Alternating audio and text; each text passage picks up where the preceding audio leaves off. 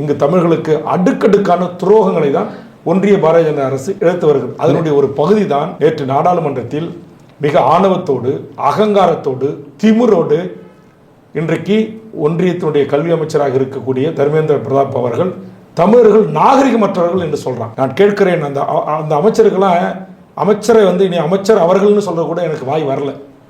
அவர்களாம் என்னத்துக்கு மத்திய அமைச்சர் பதவின்னு கேட்கிறேன். ஓட ஓட தர்மேந்திர பிரதாப்பை விரட்டி அடிக்க தமிழர்களும் மாணவர் சமூகமும் இளைய சமூகமும் முன்வர வேண்டும். இன்றைக்கு உலகத்திற்கே நாகரிகத்தை கற்றுத்தந்த ஒரு இனம் தமிழ் இனம். இது ஒரு மத்திய அமைச்சராக இருக்கிற, கேபினட் அமைச்சராக இருக்கிற, கல்விக்கு அமைச்சராக இருக்கிற தர்மேந்திர பிரதாப்புக்கு தெரியாமல் சொன்ன வார்த்தை அல்ல. திட்டமிட்டு தமிழர்களை அசிங்கப்படுத்த வேண்டும், அவமானப்படுத்த வேண்டும், கொச்சைப்படுத்த வேண்டும் என்று அந்த வட இந்திய இந்தி கும்பல் வெறிபிடித்து அலைகிறார்கள்.